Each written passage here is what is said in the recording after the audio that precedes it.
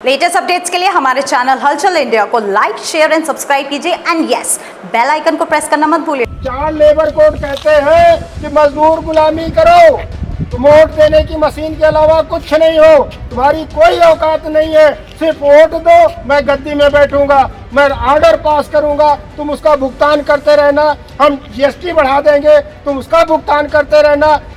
जिला अधिकारी कार्यालय पर आज मजदूर संगठन CITU ने यहाँ पर प्रदर्शन किया है और इनकी क्या क्या मांगे हैं और किस वजह से प्रदर्शन कर रहे हैं ये इनसे जानेंगे। सर, किस वजह से आज आपने ये धरना प्रदर्शन किया है यहाँ पर? आज हम लोगों ने एक जो है ज्ञापन पत्र जिला अधिकारी को दिया है, उसमें हमने अंकित किया है कि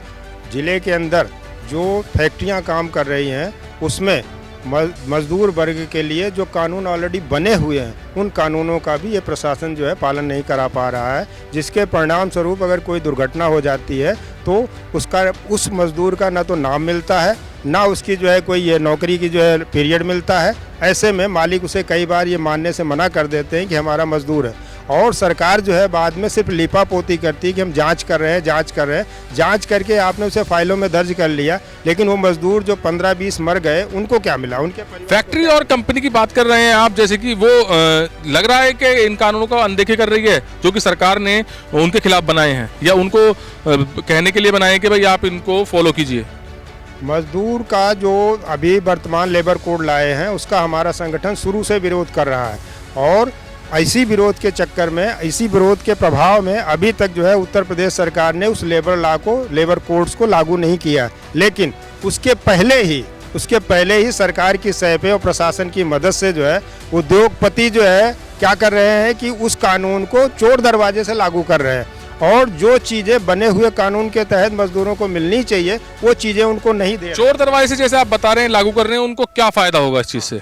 चोर दरवाजे से लागू करने का सबसे बड़ा फायदा तो यही है कि यदि कोई मजदूर आपके यहाँ अपनी सेवा दे रहा है और 8 साल 9 साल 10 साल वो काम कर रहा है, और अगर उसका आपने रिकॉर्ड मेंटेन नहीं किया तो जिस टाइम उसके साथ कोई दुर्घटना होती है ना तो ग्रेजुएटी मांगने की पोजीशन में रहता है, ना उसके परिवार को पता रहता है कि हमें ग्रेजुएटी मांगना है कि नहीं मांगना है, और ना मैनेजमेंट ग्रेजुएटी देती है। और सरकार के साथ अगर उस बात को रखा भी जाता है तो सरकार ये कह देती है कि भाई रिकॉर्ड में कुछ मिल ही नहीं रहा तो ग्रेजुएटी का क्या मतलब हुआ, और जबकि वो आदमी ने 10 साल तक सर्विस किया हुआ। तो ऐसे तमाम सारी चीज़ें हैं जिस चीज़ से जो है मेरा मुख्य रूप से कहना यह है कि जो कानून बने हैं उनको इम्प्लीमेंट करो, और कम से कम ये सुनिश्चित करे प्रशासन कि हर हाल में गेट के अंदर चाहे मजदूर हो, चाहे ठेके का मजदूर हो, चाहे कैजुअल मजदूर हो, चाहे मैनेजमेंट का कोई साथी हो, जो भी गेट के अंदर जाता है उसकी हर हालत में एंट्री होनी चाहिए, क्योंकि एंट्री से ही ये पता लगेगा कि इस तारीख को ये बंदा जो है यहाँ पे जो है उपस्थित हुआ था। यदि उसकी पोजीशन में कोई दुर्घटना हो जाती है तो उसके लिए कानून फिर आगे से काम करेगा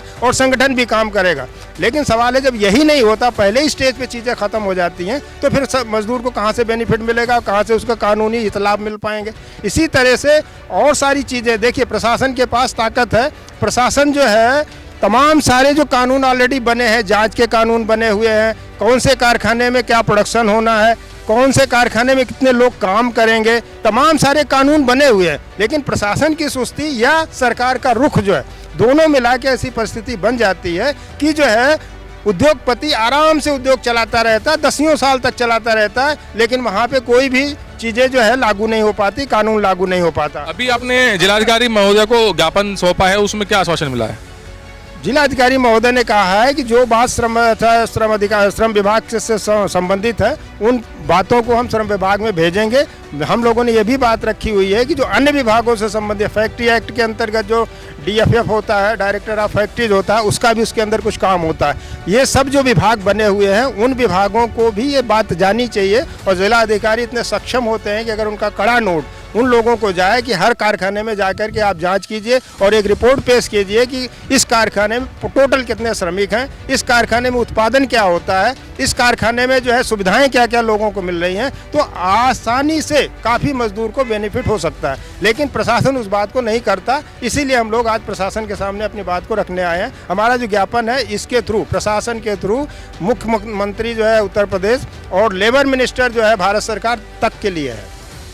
तो जैसा कि बताया गया है यहाँ पर, जो मजदूरों के लिए कानून बना है उसको लागू किया जाए और मजदूरों के लिए जो फैक्ट्रीज में सुविधा मिलती है वो भी दी जाए। और जैसा बताया गया है, अभी सर ने बताया है कि जो मेहनत मजदूर करता है उसका फायदा कंपनी मालिक को होता है, जिसको खड़ा करने में एक पिलर कहा जा सकता है, मजदूर को पिलर कहा जा सकता है, मगर पिलर की जगह जो उसको सुविधाएं मिलनी चाहिए वो फैक्ट्री मालिक या कंपनी नहीं दे पाता। हालांकि जैसे कि सर ने बताया कि 240 दिन बाद जो मजदूर काम कर रहा है लगातार फैक्ट्री में वो पक्का होना चाहिए, मगर उसकी एंट्री तो होती ही नहीं है, मगर उसको फिर भी पक्का नहीं किया जाता और कानून के तहत जो उसको सुविधाएं मिलनी चाहिए वो भी नहीं मिल पाती। तो मास्टर रोल के तहत भी जो एंट्री होनी चाहिए मजदूरों की वो भी नहीं कर पाते हैं। ठीक इन्हीं सभी चीजों को लेकर जिलाधिकारी महोदय के पास आज ये CITU संगठन पहुंचा है और अपनी मांग को लेते हुए ज्ञापन सौंपा है। कैमरामैन महेंद्र के साथ सुशील शर्मा, हलचल इंडिया।